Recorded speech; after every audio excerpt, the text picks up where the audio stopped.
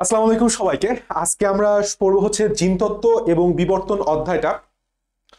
জিনতত্ত্ব বিবর্তন অধ্যায়ের বেসিক জিনিসপাতি এগুলা খুবই খুবই খুবই গুরুত্বপূর্ণ ইন্টারমিডিয়েট লাইফে বুঝার জন্য। তো এই অধ্যায়টা দুইটা অংশ তুমি নামের মধ্যেই বুঝতে পারতেছো। একটা হচ্ছে আমাদের জিনতত্ত্ব, যেখানে যে আমরা বলি যেটাকে জেনেটিক্স, যেখানে আমাদের জিন নিয়ে আলোচনা করা হবে। আর একটা হচ্ছে বিবর্তন, বিবর্তনবাদ নিয়ে আমরা আলোচনা করব, বিভিন্ন মতবাদ, বিজ্ঞানীর মতবাদ নিয়ে আমরা আলোচনা করব। তো জিন তত্ত্ব ও বিবর্তনের প্রথম পার্ট জিন তত্ত্বটা বোঝার আগে আমাদের কিছু বেসিক জিনিস সম্পর্কে একদম পরিষ্কার ধারণা থাকতে হবে। ফার্স্ট অফ অল কথা হইতেছে, দেখো আমি এখানে একটা সেল আঁকছি। সেলে টোটাল 1 2 3 4 চারটা ক্রোমোজোম দিছি এবং সেলটা হচ্ছে ডিপ্লয়েড সেল। সেলটা কি সেল? একটা ডিপ্লয়েড সেল। ডিপ্লয়েড যেহেতু বলছি, তাহলে তুমি বুঝতে পারতেছো যে এখান থেকে এক জোড়া কোষ, এই সরি এক জোড়া ক্রোমোজোম, এই জোড়া ক্রোমোজোম আসছে হচ্ছে পিতা থেকে। আবার অপরদিকে আরেক জোড়া ক্রোমোজোম আসছে হচ্ছে আমাদের মাতা থেকে। এই যে দুই এক জোড়া ক্রোমোজোম, এই ক্রোমোজোম আসছে মাতা থেকে। তাহলে একটা সেলের মধ্যে এক সেট ক্রোমোজোম আমরা পাই হচ্ছে পিতা থেকে, আর এক সেট ক্রোমোজোম পাই হচ্ছে মাতা থেকে। এখন তোমাকে আমি যদি বলি যে এই চারটা ক্রোমোজোমের মধ্যে দুইটা ক্রোমোজোম একই রূপ, আবার বাকি দুইটা ক্রোমোজোম একই আকার আকৃতি এবং সমধর্মী বৈশিষ্ট্য সম্পন্ন হয়, তাহলে তুমি বলবা যে ভাইয়া এই যে গোলাপি কালারের ক্রোমোজোমটা যেটা পিতা থেকে আসছে, আবার এই হলুদ কালারের যেটা লম্বা মাথা থেকে আসছে, এইটা দেখতে আকার আকৃতিতে এবং বাস্তবেও এদের জিনের বিন্যাস সেম ক্যাটাগরির হয়ে থাকে। পিতা এবং মাতা থেকে আগত যেই এক জোড়া ক্রোমোজোম পরস্পরের আকার আকৃতিগত সাদৃশ্যতা লক্ষ্য হয়, যেরকম এই ক্রোমোজোমটাও লম্বা, এই ক্রোমোজোমটাও লম্বা, এবং তাদের জিনের বিন্যাসও সেম হয়, এটা তুমি বাইরের দিক থেকে দেখতে পারবা না নিশ্চয়ই, এটা পরীক্ষা করে নির্ধারণ করা হয় জিনের বিন্যাসগুলোও সেম, তখন এদেরকে বলা হয় হচ্ছে হোমোলোগাস ক্রোমোজোম। যেরকম এই যে দুইটা ক্রোমোজোম তুমি দেখতে পাইতেছো, এই দুইটা ক্রোমোজোম পরস্পরের, সরি একটু হোয়াইট কালার নেই, এই দুইটা ক্রোমোজোম পরস্পরের পরস্পরের কি chromosome? Homologous chromosome. Homologous chromosome, অথবা যাদেরকে বাংলায় বলা হয় সমসংস্থ ক্রোমোজোম। আবার এরা পরস্পরের একে অপরেরকে কি বলা হয়? সমসংস্থ বা হোমোলোগাস। ওইটা ইংলিশ লিখছে, এটা বাংলা লিখে দিই, সমসংস্থ ক্রোমোজোম। তাহলে আমরা বুঝতে পারলাম যে সমসংস্থ বা হোমোলোগাস ক্রোমোজোম বলতে বোঝাচ্ছে যে পিতা এবং মাতা থেকে আগত এক জোড়া ক্রোমোজোম যাদের আকার আকৃতি গঠন এবং জিনের বিন্যাস একই রকমের হয়ে থাকে। তাহলে আমরা সমসংস্থ বা হোমোলোগাস ক্রোমোজোম কি জিনিস বুঝতে পারলাম। ধরো আমি এইখানে একটা সমসংস্থ ক্রোমোজোম আঁকি। ধরো এইটা হচ্ছে একটা ক্রোমোজোম, ধরো পিতা থেকে আসছে একটা ক্রোমোজোম আমি নিলাম, ওকে। এখন actually this is something that we call chromosome. তাহলে ক্রোমোজোম কি দ্বারা গঠিত? আমরা সবাই জানি ক্রোমোজোম হচ্ছে, ভাঙলে তুমি পাবা DNA plus protein. DNA plus protein. Protein আবার দুই প্রকার, একটা থাকে হচ্ছে হিস্টোন প্রোটিন, একটা কি থাকে? হিস্টোন প্রোটিন, আর একটা হচ্ছে নন হিস্টোন প্রোটিন। এটা নিয়ে আমরা কোষ ও কোষের গঠনে বিস্তারিত আলোচনা করছি এবং করবো সামনে ইনশাআল্লাহ। তার মানে তুমি বুঝতে পারতেছো যে সামহোয়ার এইখানে কি আছে? ডিএনএ আছে। কি আছে? ডিএনএটা এইভাবে পেঁচানো সূত্রাকার হয়ে অবস্থান করে, ওকে। এইভাবে এইভাবে এইভাবে হয়ে ক্রোমোজোম স্ট্রাকচার নিশ্চয়ই পড়ছো যে এইভাবে ক্রোমোজোমের ভেতরে এক সেট ডিএনএ সূত্রাকার গঠন বিন্যাস লাভ করে এইভাবে সজ্জিত থাকে।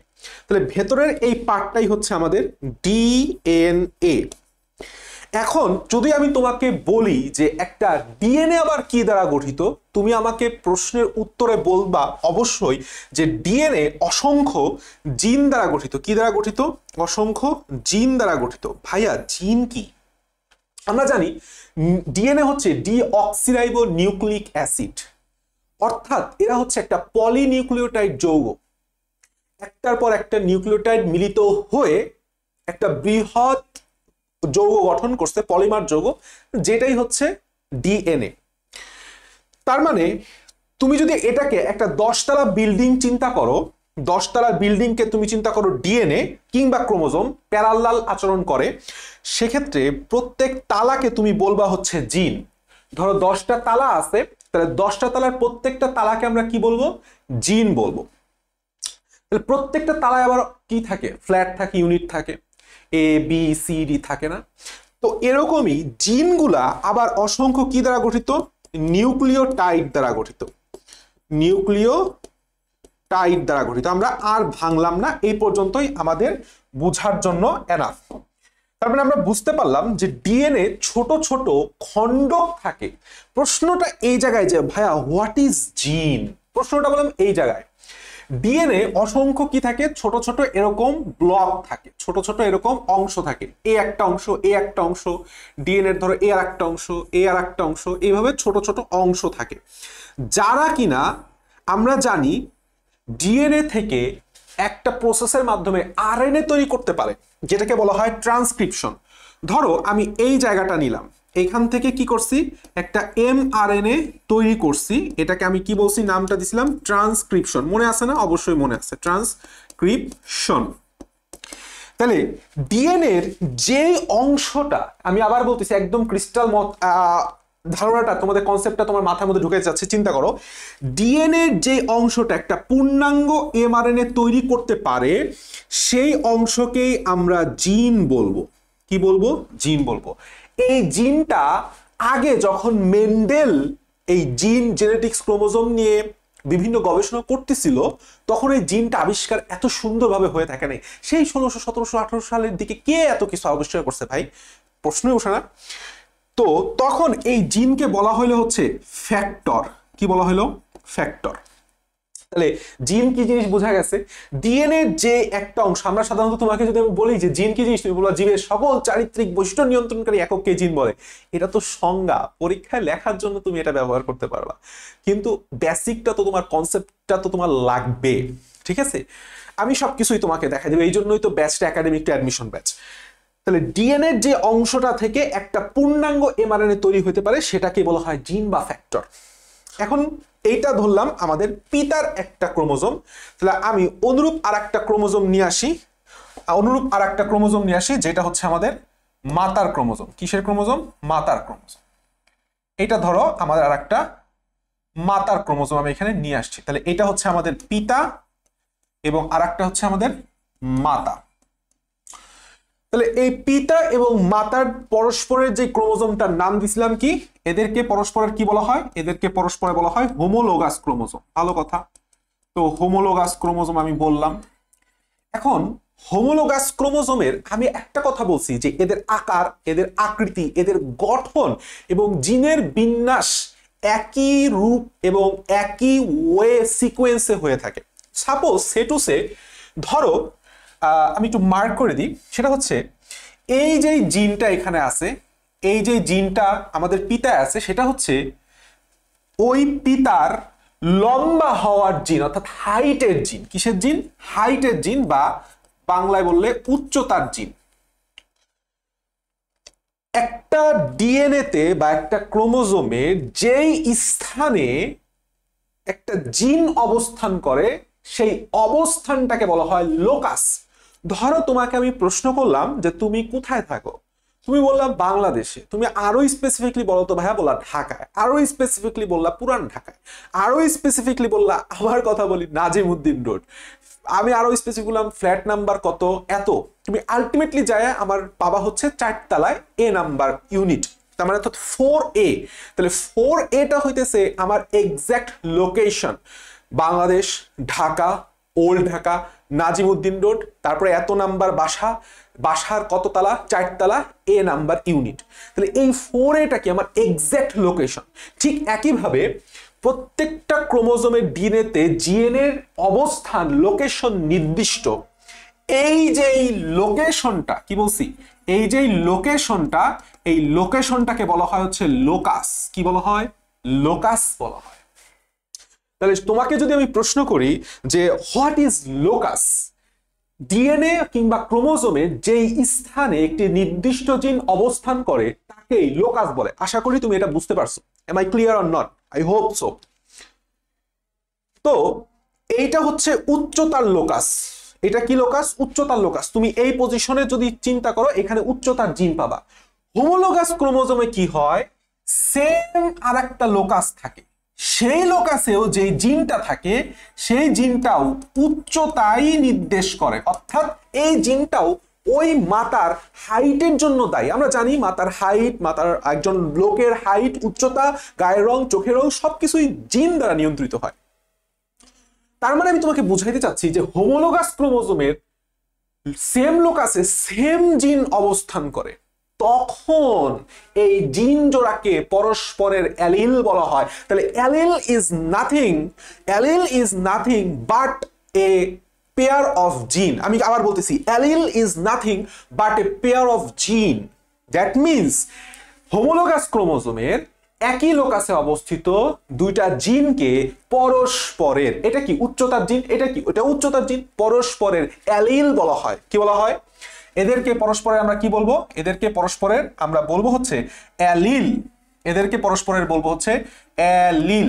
অ্যালিল এরকম একই লোকাসে, খেয়াল করো, জিন জোড়াকে বলা হয় হচ্ছে অ্যালিল, আর এরকম একই লোকাসে অবস্থান করার ঘটনা, কি বলছি, ঘটনাকে বলা হয় হচ্ছে অ্যালিলোমর্ফ। তাহলে অ্যালিল থেকে যদি আমি ঘটনাটা নিয়ে আসি, ঘটনাটাকে আমি নিয়ে কি বলবো? অ্যালিলোমর্ফ। অ্যালিলোমর্ফ। তাহলে আমরা বুঝলাম what is homologous chromosome, what is locus and what is allelomorph. এটা একটা গুরুত্বপূর্ণ কথা। এখন আমরা আরেকটা বেসিক স্ট্রাকচার, বেসিক টপিক যাব, সেটা হচ্ছে what is homozygous and what is heterozygous. খেয়াল করো, ধরো পিতার এই উচ্চতার জন্য যেই দায়ী জিনটা আছে, সেই জিনটা হচ্ছে লম্বা হওয়ার জিন। কি হচ্ছে? সেই জিনের প্রকাশের মাধ্যমে পিতা লম্বা হয়েছে। ধরো পিতা একজন অনেক লম্বা ব্যক্তি, হাইট হচ্ছে 6 ফুট সামথিং, তাহলে আমরা সেই জিনটাকে আমরা একটা বড় হাতের এইচ দিয়ে প্রকাশ করলাম, হাইটের এইচ। কিন্তু অপরপক্ষে মাতার বেলায়, কিসের বেলায়?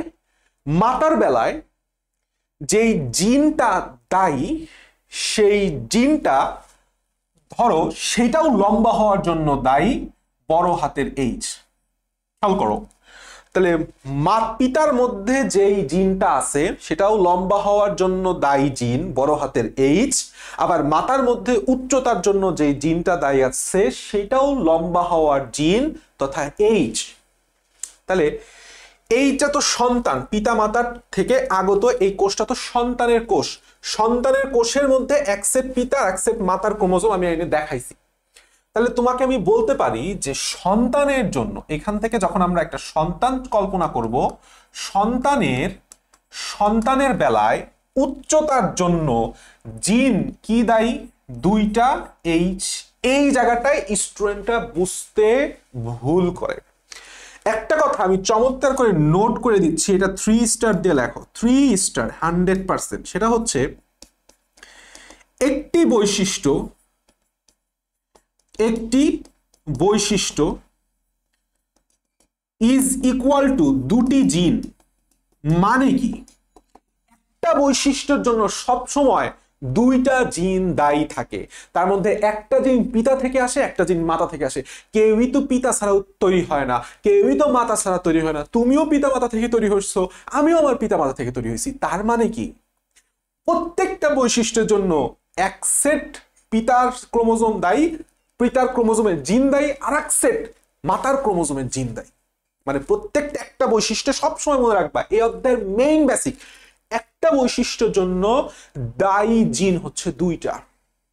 তাহলে এইখানে আমি বলছি সন্তানের উচ্চতা, সন্তানের কি? উচ্চতা। তাহলে উচ্চতার জন্য পিতাতেও বড় হাতের এইচ, মাতাতেও বড় হাতের এইচ, যেহেতু দুইটাই লম্বা, সেহেতু এর ক্রোমোজোমাল স্ট্রাকচারটা কিরকম হয়েছে? এইচ এইচ, বড় হাতের এইচ, ছোট বড় হাতের এইচ, দুইটাই সেম হয়েছে না? দুইটাই কি? সেম। দুইটাই সেম হওয়ার জন্য এটা হয়ে গেছে হোমোজাইগাস। এটা কি হয়ে গেছে? হোমোজাইগাস। অর্থাৎ হোমো মানে সেম। যখন একটা বৈশিষ্ট্য জন্য দায়ী দুইটা জিনিস একই রকম হবে তখন তাদেরকে বলা হয় হোমোজাইগাস। তাহলে ভাইয়া হেটারোজাইগাস কি জিনিস? সাপোজ আমরা ধরলাম যে এখানে মাতা যিনি ছিলেন সে খাটো ছিলেন। সে কি ছিলেন? খাটো ছিলেন। খাটোর জন্য যেই দায়ী জিনটা, এইটাকে আমরা ছোট হাতের এইচ দ্বারা প্রকাশ করলাম। কি দ্বারা প্রকাশ করলাম? ছোট হাতের এইচ। তখন সন্তানের যেই ক্রোমোজোমাল স্ট্রাকচার বা জেনেটিক স্ট্রাকচার হবে সেটা হচ্ছে বড় হাতের এইচ পিতা থেকে আসছে আর মাতা থেকে আসছে ছোট হাতের এইচ। দেখো তো দুইটা ভিন্ন হয়েছে কিনা। একটা বৈশিষ্ট্যের জন্য যখন দুইটা জিন আলাদা হয়ে যায়, অন্যরকম হয়ে যায়, ভিন্ন প্রকৃতির হয়ে যায়, তখন সেটাকে বলে হচ্ছে হেটারোজাইগাস। কি বলা হয়? হেটারোজাইগাস। হেটারো মিন্স হচ্ছে ভিন্ন। হেটারো মানে কি? ভিন্ন। তাহলে আমরা হোমোজাইগাস বুঝলাম এন্ড হেটারোজাইগাস বুঝলাম। এখন আসো আর একটা খুব চমৎকার ইম্পর্টেন্ট টপিক, সেটা হচ্ছে দেখো আমি এখানে একটা জিনিস লিখছি এইচ মানে কি? সন্তানের জিনের গঠন। এইটাকে বলা হয় হচ্ছে জিনোটাইপ। কি বলা হয়? সন্তানের জিনোটাইপ। ওই বৈশিষ্ট্যের জন্য দায়ী জিনোটাইপ। এখন তোমাকে যদি আমি বলি যে এইচ এর জন্য সন্তান কি হয়েছে? লম্বা হয়েছে। কি হয়েছে? লম্বা। তাহলে এই জিনোটাইপের জন্য জীবের যেই বৈশিষ্ট্য বাইরে তুমি দেখতে পাও, বাইরে তো তুমি এইচ দেখতে পারতেছো না যে ক্রোমোজোমের মধ্যে কি আছে। কোষের মধ্যে ক্রোমোজোমের মধ্যে জিন দুইটাই বড় হাতের এইচ দেখতে পাইতেছো না, দুইটাই লম্বা হওয়ার জিন, এটা তো দেখতে পাইতেছো না। তুমি দেখতে পাইতেছো মানুষটা লম্বা, সন্তানটা লম্বা। তাহলে যেই বৈশিষ্ট্যটা বাইরে প্রকাশ পায়, যেই বৈশিষ্ট্য চোখে দেখা যায়, এটাকে বলা হয় হচ্ছে ফিনোটাইপ। কি বলা হয়? ফিনোটাইপ। তাহলে জিনোটাইপ কি জিনিস? Genetic structure. আর ফিনোটাইপ কি জিনিস? বাহ্যিক স্ট্রাকচার। কথা বোঝা গেছে? তাহলে জিনোটাইপ বুঝলাম, ফিনোটাইপ বুঝলাম। এখন প্রশ্ন হইতে পারে, ভাইয়া এই সন্তান লম্বা হবে আপনি বুঝলেন, ঠিক আছে, দুইটাই লম্বা হওয়ার জন্য জিন দায়ী ছিল, ঠিক আছে, কিন্তু এইখানে কি হবে? উত্তর হচ্ছে এই সন্তানও লম্বা হবে। কারণ কি ভাইয়া? এটা তো বুঝলাম না। এখানে কাহিনী ঘটে গেছে। এখানে কি হয়ে গেছে? এইখানে একটা কাহিনী ঘটে গেছে। তো কাহিনী আসলে খুব বেশি ঘটে নাই। আমি তোমাকে একদম সহজে বুঝাই দিচ্ছি। হেটারোজাইগাস জীব, এটা কি? হেটারোজাইগাস জীব না? দুইটাই ভিন্ন। হেটারোজাইগাস জীবে যেই বৈশিষ্ট্য প্রকাশ পায়, কি? হেটারোজাইগাস জীবে যেই বৈশিষ্ট্য প্রকাশ পায়, ধরো একজন হাজবেন্ড খুব কালো এবং তার ওয়াইফ খুব ফর্সা, এবং তার একজন ছেলে হইল, ছেলেটা দেখা গেল কালো হয়েছে, সাপোজ সে টু সে কালো হয়েছে। তার মানে ছেলের মধ্যে তো পিতার জিনও আছে, মায়ের জিনও আছে, আছে না? আছে। তাহলে সে মায়েরটা পাইলো না কেন? সে কেন পিতারটা পাইলো? কারণ সেই রঙের ক্ষেত্রে পিতার যে কালো বর্ণের জন্য যেই বা গাঢ় বর্ণের জন্য যেই জিনটা দায়ী সেটা প্রকট। সেটা কি বলছি? প্রকট। অর্থাৎ হেটারোজাইগাস জীবে যেই জিনের বৈশিষ্ট্য প্রকাশ পায়, এটা লম্বা না, তাহলে কার বৈশিষ্ট্য প্রকাশ পাইছে? বড় হাতের এইচ। তখন এই বড় হাতের এইচটাকে বলা হয় প্রকট জিন। কি জিন? প্রকট জিন। এবং প্রকট জিন দ্বারা যেই বৈশিষ্ট্যটা প্রকাশ পাইছে সেটাকে বলা হয় প্রকট বৈশিষ্ট্য। আর হেটারোজাইগাস জীবে যেই বৈশিষ্ট্যটা প্রকাশ পায় নাই, এখানে এই খাটো হওয়ার জিন আছে না? আছে না? আছে। কিন্তু সে কি খাটো হয়েছে? হয় নাই। এটা প্রকৃতির নিয়ম। কেন হয় নাই ভাই? আল্লাহ তাআলা এটাকে বানাইছে এরকম। কেন বানাইছে আমি বুঝাইতেছি। এই এইচটা যার বৈশিষ্ট্য প্রকাশ হয় নাই তাকে বলা হয় হচ্ছে প্রচ্ছন্ন জিন। তাকে কি বলা হয়? প্রচ্ছন্ন জিন। এই প্রকট জিন প্রচ্ছন্ন জিনের বৈশিষ্ট্য প্রকাশে বাধা প্রদান করে। প্রকট জিন প্রচ্ছন্ন জিনকে বাধা প্রদান করে যে তুমি প্রকাশ পাবা না ভাই, তুমি আমার চালা হয়ে থাকো, আমি প্রকাশিত হব। এটাই হচ্ছে প্রকট প্রচ্ছন্ন বৈশিষ্ট্য। তাহলে আমরা হেটারোজাইগাস বুঝলাম, আমরা হোমোজাইগাস বুঝলাম, আমরা জিনোটাইপ বুঝলাম, আমরা ফিনোটাইপ বুঝলাম, আমরা প্রকট বৈশিষ্ট্য বুঝলাম, আমরা প্রচ্ছন্ন বৈশিষ্ট্য বুঝলাম। এখন আমাদের একটা গুরুত্বপূর্ণ কথা আছে, সেটা হচ্ছে দেখো আমরা একটু নতুন একটা পৃষ্ঠা নেই। সেটা হচ্ছে প্যারেন্টাল জেনারেশন বলতে আমরা কি বুঝি? প্যারেন্টাল জেনারেশন, খুব চমৎকার একটা কথা না? প্যারেন্টাল শিট, ওকে, প্যারেন্টাল জেনারেশন, প্যারেন্টাল জেনারেশন বা জেনারেশনকে অনেক ক্ষেত্রে জনুও বলে, একই কথা। প্যারেন্টাল জনু বা পিতৃমাতৃয় জনু বা জেনারেশন, এটা বলতে কি বোঝায়? এটা বলতে বোঝায়, ধরো আমি ক্রস ঘটাবো। কি ঘটাবো বলছি? ক্রস ঘটাবো। ক্রস মানে কি? দুইটা বস্তুর মধ্যে প্রজনন ঘটানো, দুইটা প্রাণীর মধ্যে, উদ্ভিদের মধ্যে প্রজনন ঘটানো। ধরো আমি দুইটা মটরশুঁটি, মেন্ডেলের কথায় আসি, একটা পুরুষ মটরশুঁটি গাছ, পুরুষ লেখা কি ঠিক হবে? হ্যাঁ, লিখলাম পুরুষ মটরশুঁটি, মটরশুঁটি, আর একটা হচ্ছে আমি স্ত্রী মটরশুঁটি, স্ত্রী মটরশুঁটির মধ্যে ক্রস ঘটাইছি, আমরা ক্রস চিহ্ন দিব। এবং পুরুষকে প্রকাশ করা হয় হচ্ছে এইভাবে, ঢাল এবং একটা তীর চিহ্ন তলোয়ার দিয়ে। আর স্ত্রীকে প্রকাশ করা হয় হচ্ছে ঢাল, আয়না, আয়নার মতো করে, সামনে আয়না থাকে না, আয়না দিয়ে সবসময় নিজের চেহারা দেখে মেয়েরা, এই জন্য এরকম একটা চিহ্ন দিয়ে বোঝানো হয়। তাহলে এই যে প্রথমবার যেই দুইটা উদ্ভিদ বা প্রাণীর মধ্যে আমি প্রজনন ঘটাইছি, এইটা হচ্ছে প্যারেন্টাল জেনারেশন। এখন এই দুইটার মধ্যে ক্রস ঘটানোর পরে কি হবে? তার সন্তান আসবে, আসবে না? সন্তান আসবে। তখন এই সন্তানকে বলা হবে অপত্য জেনারেশন। কি বলা হবে? অপত্য জনু বা অপত্য জেনারেশন। আশা করি আমরা এটা বুঝে গেছি। প্যারেন্টাল জেনারেশনকে পি দ্বারাও প্রকাশ করা হয় কখনো কখনো, আর অপত্য জনুকে F1 জনু দ্বারা প্রকাশ করা হয়। পরবর্তীতে ধরো এখানে সন্তান যেগুলি পাইছি তাদের মধ্যে যদি আবার আমি প্রজনন ঘটাই, এখানে ধরো আমি দুইটা সন্তান পাইছি বা চারটা সন্তান পাইছি, চারটে সন্তানই পাই, আরো একাধিক পাইতে পারি, সমস্যা নেই, ধরলাম আমরা চারটা সন্তান পাইছি। তাহলে এখানে ধরো সন্তান নাম্বার 1, আবার আর একটা সন্তান নিলাম, সন্তান নাম্বার 2। এদের মধ্যে আবার ক্রস ঘটানোর ফলে আবার নতুন করে এদের সন্তান তৈরি হবে না? মানে কি, এরা ছিল দাদা দাদি, তাদের থেকে বাবা মা, তারপরে আমরা, তাহলে এদের থেকে আবার সন্তান আসলো, তখন এইটাকে বলা হয় হচ্ছে F2 জনু বা F2 জেনারেশন। তাহলে বোঝা গেছে হোয়াট ইজ প্যারেন্টাল জনু, হোয়াট ইজ অপত্য জনু, হোয়াট ইজ F2 জনু। এখন আমরা একটা গুরুত্বপূর্ণ বৈশিষ্ট্য প্রকাশ, গুরুত্বপূর্ণ টার্ম সম্পর্কে জানবো। 1 নাম্বার, সেটা হচ্ছে টেস্ট ক্রস। কি cross? Test cross. Test cross কি জিনিস? টেস্ট ক্রস হচ্ছে F1 বা F2 জনুর যে কোনো একটা উদ্ভিদকে যদি আমি মাতৃবংশীয়, এটা তার মাতা না, স্ত্রীটা তার মাতা ছিল, মাতৃবংশীয় কোনো উদ্ভিদ বা প্রাণীর সাথে ক্রস ঘটাই, প্রজনন ঘটাই, যাতে করে আমি জানতে পারি যে সে আসলে হোমোজাইগাস নাকি হেটারোজাইগাস, জানা যায়। আমরা পরে দেখবো, এখন এটা বোঝার দরকার নাই, আমরা একটু পরেই দেখবো। কিছুক্ষণ পরে আমরা যখন মেন্ডেলের প্রথম সূত্র, দ্বিতীয় সূত্র, প্রথম সূত্রে ব্যতিক্রম, দ্বিতীয় সূত্রে ব্যতিক্রম পড়বো, তখন আমরা দেখবো। তাহলে আপাতত আমরা জানলাম টেস্ট ক্রস কি।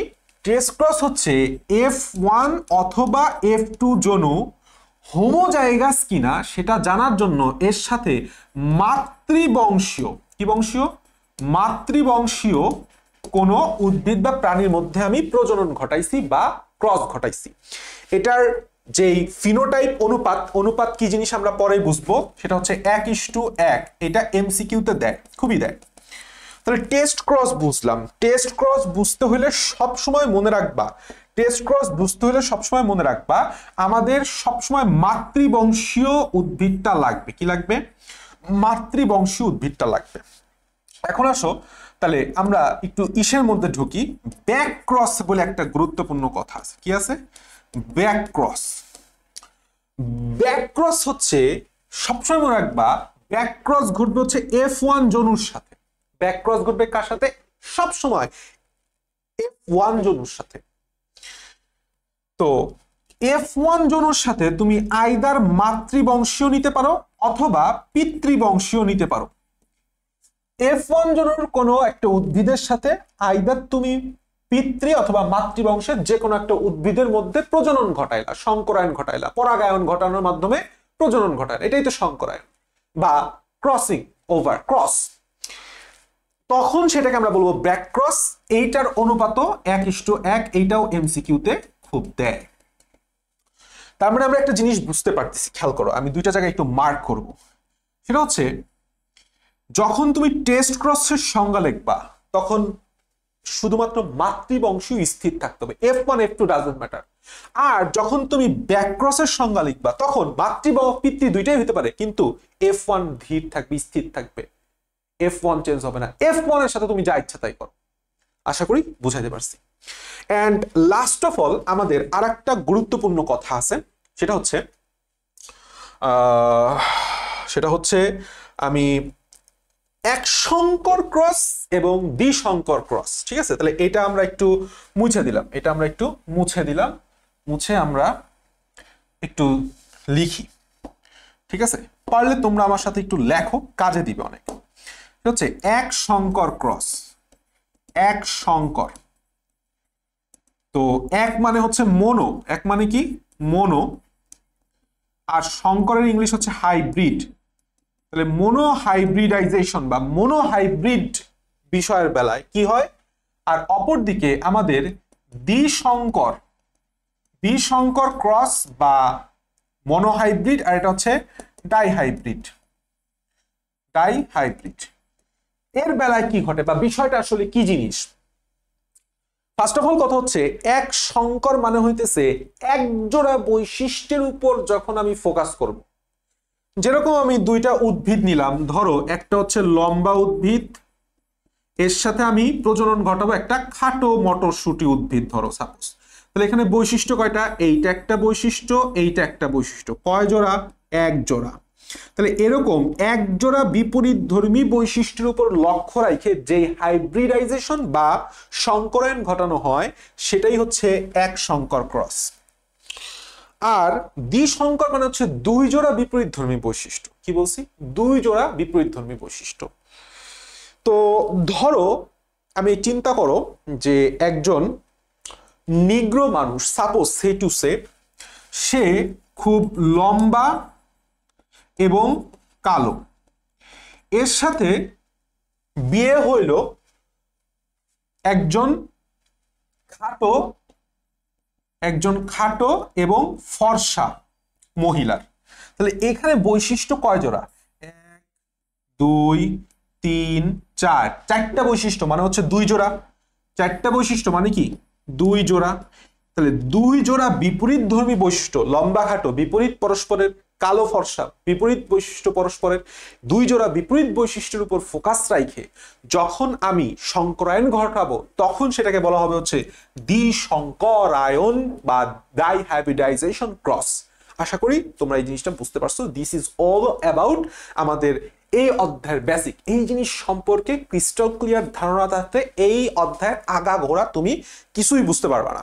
ওকে, আমরা শুধু তো তোমাকে বেসিক বুঝালেই হবে না, তোমাকে সিকিউ অ্যানালাইসিস করে দিতে হবে যাতে তুমি এই অধ্যায় থেকে সিকিউ টপিক করতে পারো, এবং আমরা সিকিউ সলভ করাবো। অবশ্যই আমাদের একাডেমিক টু অ্যাডমিশন ব্যাচে সিকিউ সলভ থাকবে, এমসিকিউ সলভ থাকবে, ডাজন্ট ম্যাটার। আমরা সিকিউটা দেখি, দেখো লেখায় আছে মাস্ট রিড টপিক, মেন্ডেলের প্রথম এবং দ্বিতীয় সূত্র এবং এদের ব্যতিক্রম, এবং 100% টেস্ট পরীক্ষা বলো, এইচএসসি পরীক্ষা বলো, এখান থেকে কোশ্চেন আসবেই, এবং এটা আমাদের পারতে হবে, এখান থেকে প্রচুর সিকিউ আমাদের সলভ করতে হবে। তাহলে টপিক 1 এটা। টপিক 2 হচ্ছে সেক্স লিঙ্ক ডিসঅর্ডার্স। যে সকল ডিসঅর্ডার্স বা ডিজিজ সেক্স লিঙ্ক মানে সেক্স ক্রোমোজোম দ্বারা বাহিত হয়, সেক্স ক্রোমোজোমের সাথে জড়িত, তাদের নিয়ে একটা বিস্তারিত কথা আছে আমাদের এই অধ্যায়ে, সেখান থেকে কোশ্চেন আসছে। এবীয় ব্লাড গ্রুপ সম্পর্কে আমাদের সুন্দরভাবে জানতে হবে। ডারউইনের মতবাদ এবং সংযোগকারী যোগসূত্র বলে একটা টার্ম আছে, আমরা সেটাও পড়বো।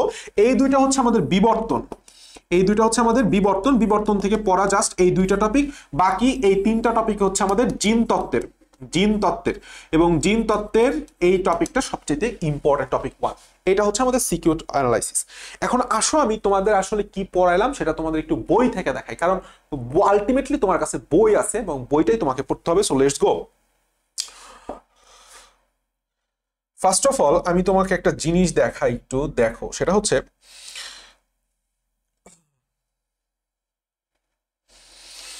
জিনতত্ত্ব ও বিবর্তনের প্রথম চ্যাপ্টারে এবং বই থেকে আসলে আমি কি দাগাবো জানো, বই থেকে দাগাবো হচ্ছে এমসিকিউ। এমসিকিউ বইটা দাগানোটা খুবই ইম্পর্টেন্ট, যে এই লাইন থেকে এমসিকিউ আসবে এভাবে, এই পার্টটা ক এর জন্য, এই পার্টটা খ এর জন্য, এটা সিকিউ হিসেবে আসে। সো ফার্স্টে দেখো জিনতত্ত্বের কথা লেখা আছে, জিনতত্ত্বের যদি প্রশ্নটা এমসিকিউ হবে, জিনতত্ত্বের জনককে বারবার আসছে বোর্ডে, উত্তর হচ্ছে মেন্ডেল। উত্তর কি? মেন্ডেল। উত্তর হচ্ছে মেন্ডেল। কিন্তু তোমাকে আমি যদি বলি সেটা হচ্ছে জিনতত্ত্ব সর্বপ্রথম বা জেনেটিক্স শব্দটা সর্বপ্রথম প্রচলন কে করেন, সেটা হচ্ছে উইলিয়াম বেটসন। মানে জেনেটিক্স এই টার্মটা তোমার আমার সামনে নিয়ে আসছে হচ্ছে বেটসন, কিন্তু ভিত্তি রচনা করে জনক হিসেবে নিজেকে প্রতিষ্ঠিত করে গেছে বললাম এই মেন্ডেল।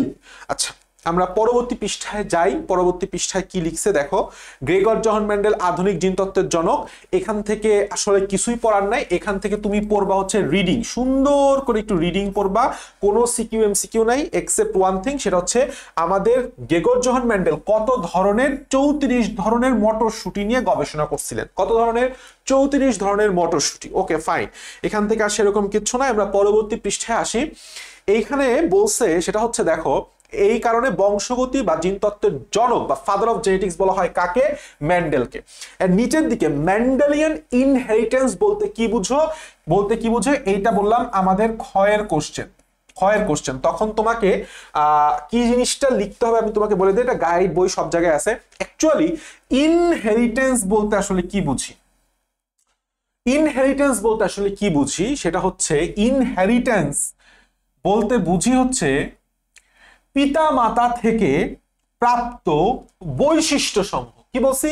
পিতা মাতা থেকে প্রাপ্ত বৈশিষ্ট্য সমূহ। আসতেছি, বৈশিষ্ট্য সমূহ। তুমি এই পৃষ্ঠার ভেতরে আসলে সে কি পরীক্ষা করছিলেন সেটা দেখতে পাবা, এবং এর পরের পৃষ্ঠায় একটা কথা লেখা আছে দেখো, এই যে জিনিসটা দেখো, দিস ইজ দ্য কি পয়েন্টটা আমাদের ধরা শিখতে হবে। মেন্ডেলের গবেষণা ফলাফল সামগ্রিকভাবে মেন্ডেলিয়ান ইনহেরিটেন্স নামে পরিচিত। অর্থাৎ মেন্ডেল 34 প্রকার মটরশুঁটিকে গবেষণা করে এই যে গবেষণা এবং তার যে প্রাপ্ত ফলাফল, সেই ফলাফলকে একত্রে বলা হয় মেন্ডেলিয়ান ইনহেরিটেন্স। এখন তোমার প্রশ্ন হচ্ছে, তোমাকে যদি খতে প্রশ্ন দেয় তুমি কিভাবে লিখবা? ফার্স্টের লাইন হবে এইটা, 1 নাম্বার পাই গেছো। দ্বিতীয় লাইন হবে এই যে এইটা, এই টপিক, এবং এই টপিক পড়ে যেটুক পড়ে তুমি বুঝতে পারছো জিস্ট কথাটা লিখে দিবা। ভিতর থেকে বাসায় রিডিং পড়লেই তুমি এটা বুঝতে পারবা, কোনো সমস্যা নেই। আচ্ছা, পরীক্ষার জন্য মেন্ডেল মটর গাছ বেছে নেয় কারণ কি? এই টপিকটা আমাদের রিডিং পড়তে হবে, এখান থেকে আর কিছু আমাদের লাগবে না। আমরা চলে যাব হচ্ছে পরবর্তী পৃষ্ঠায়। সেটা হচ্ছে এই যে দেখো, জিনতত্ত্বের ব্যবহৃত কতগুলো শব্দের ব্যাখ্যা, এই অধ্যায়ের বেসিক, যেটাই আমি তোমাদেরকে বুঝাইছি সবটুক বুঝাই দিছি। এইখান থেকে প্রচুর পরিমাণে এমসিকিউ তোমাকে এখান থেকে দিবে, এখান থেকে প্রচুর পরিমাণে তোমার কোশ্চেন আসবে, খ আসবে। সো এই টপিকটা আমি বললাম তোমাকে বুঝাই দিছি, দরকার হলে রিক্যাপ করো আবার ক্লাসটা, সুন্দর করে এখান থেকে বুঝে পড়ো। প্রত্যেকটা জিনিস আমাদের ইম্পর্টেন্ট, প্রত্যেকটা জিনিস, ঠিক আছে? মেন্ডেস দ্বিসংকর, ডাইহাবিটাস ক্রস, টেস্ট ক্রস কি জিনিস, ব্যাক ক্রস কি জিনিস আমি বলে দিলাম। লাস্ট একটা কথা আছে, সেটা হচ্ছে জিনোম। জিনোমকে একটু টান দিয়ে লিখে রাখো বইয়ের মধ্যে, এটাকে বলা হয় মাস্টার ব্লুপ্রিন্ট। কি বলা হয়? Master blueprint. Okay, master blueprint বলা হয় জীবনের মাস্টার, বংশগতির মাস্টার ব্লুপ্রিন্ট। খেয়াল করো, জীবের একটি জনন কোষে ক্রোমোজোমের বিদ্যমান জিনের সমষ্টিকে বলা হয় হচ্ছে জিনোম। কথাটা কি বুঝলা? কথাটা হচ্ছে এই যে আমরা মানুষ, আমরা ডিপ্লয়েড। আমরা হচ্ছে ডিপ্লয়েড মানে হচ্ছে আমাদের 2 সেট ক্রোমোজোম থাকে। কয় সেট ক্রোমোজোম? 2 সেট। এখন যখন মানুষের প্রজনন ঘটে, একটা প্রাণী বা উদ্ভিদ, তখন সেখান থেকে কি তৈরি হয়? গ্যামেট তৈরি হয়। এবং গ্যামেট মানে কি? গ্যামেট মানে হচ্ছে আমরা সবাই জানি হ্যাপ্লয়েড, তাই না? গ্যামেট মানে হচ্ছে হ্যাপ্লয়েড। তো এই হ্যাপ্লয়েড মানে কি? এক সেট ক্রোমোজোম। এই যে গ্যামেটে হ্যাপ্লয়েডে এক সেট ক্রোমোজোমের মধ্যে যাবতীয় যত জিন আছে, ধরলাম n সংখ্যক জিন আছে, এন সংখ্যক জিন আছে, সেই সকল এন সংখ্যক জিনকে বলা হয় জিনোম। তাহলে আমি যদি তোমাকে বলি যে একটা মানুষ, সেই মানুষের একটা দেহকোষ, কি কোষ? দেহকোষ। দেহকোষ মানে কি? ডিপ্লয়েড। ডিপ্লয়েড মানে কি? 2 সেট। তাহলে খেয়াল করো তো, খেয়াল করো তো, একটা দেহকোষে কয় সেট জিনোম থাকবে? উত্তর হচ্ছে 2 সেট। গ্যামেট যদি হ্যাপ্লয়েড হয়, সেখানে যদি এক সেট ক্রোমোজোমের সমষ্টি বা জিনের সমষ্টিকে বলা হয় হচ্ছে জিনোম। খেয়াল করো, একটা হ্যাপ্লয়েডের মধ্যে একটা জিনোম, আমি বারবার বলছি হ্যাপ্লয়েড বা গ্যামেটের গ্যামেট মানে একটা জিনোম, তাহলে 2টা গ্যামেট মিলিত হয়ে মানুষ তৈরি হয়, তার মানে এখানে 2টা জিনোম, একটা জিনোম আসছে পিতা থেকে আর একটা জিনিস মাতা থেকে। খবরদার ভুল হয় না জানো, গ্যামেটে থাকে কয়টা জিনোম? একটি জিনোম, একটি জিনোম। আর দেহকোষে থাকে কয়টি জিনোম? 2টি জিনোম বা এক জোড়া জিনোম। ঠিক আছে, দ্যাটস অল অ্যাবাউট এই অধ্যায়ের বেসিক।